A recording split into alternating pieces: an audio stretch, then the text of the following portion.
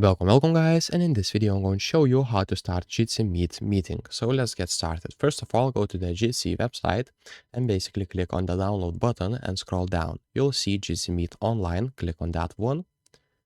And basically here you'll need to create your meeting name. So I will just select meeting name, click start meeting, allow your microphone, and basically select your name right here so you can type it.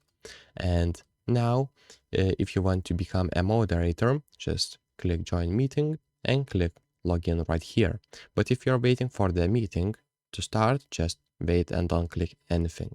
So for the moderator, just click login and basically you'll see that you'll be able to use your Jitsi meeting and invite others by clicking on the participants, invite someone and clicking and copying this link.